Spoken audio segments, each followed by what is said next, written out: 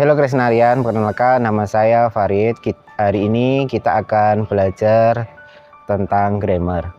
Nah, materi hari ini kita akan mempelajari tentang kalimat. Jadi ketika kita belajar writing atau speaking, nah salah satu dasaran untuk merangkai kalimat-kalimat, maka kita harus tahu masalah tentang verbal atau nominal.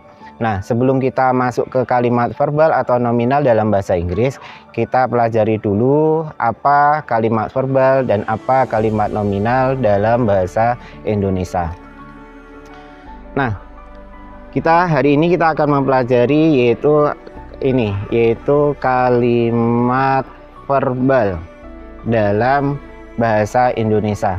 Jadi ketika ini nanti teman-teman paham masalah tentang kalimat verbal dan nominal dalam bahasa Indonesia, maka ini nanti teman-teman akan mudah ketika mentranslate dari bahasa Indonesia ke dalam bahasa Inggris. Nah, yuk kita fokus yang pertama, yaitu adalah kalimat verbal. Nah, dalam bahasa Indonesia kita ketahui bahwa pola kalimat itu berpola apa? Yaitu ada subjek, ketemu predikat, ketemu objek, plus ketemu keterangan. Tetapi teman-teman untuk menentukan itu verbal atau nominal, maka teman-teman fokuslah pada predikatnya. Nah, kalau nanti untuk kalimat verbal, predikatnya ini yaitu berupa kata kerja. Nah, kata kerja itu dibagi menjadi dua, ada yang menunjukkan aktivitas, ada yang menunjukkan keadaan. Kata kerja yang menunjukkan aktivitas, contohnya apa? Belajar, makan, minum, tidur. Itu contoh dari kata kerja yang menunjukkan aktivitas. Terus kalau yang menunjukkan keadaan, contohnya tahu, percaya, merasa, dan seterusnya. Nah, pokoknya kita harus fokus saja pada predikat. Kalau predikatnya nanti kata kerja, berarti itu adalah kalimat verbal. Kalau nanti dia selain kata kerja, berarti itu nanti namanya kalimat nominal. Nah, sekarang kita langsung aja masuk ke contoh.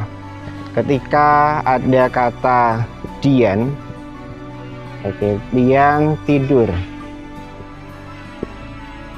Kalau kita analisa, Dian sebagai apa? Dian sebagai subjek. Terus tidur.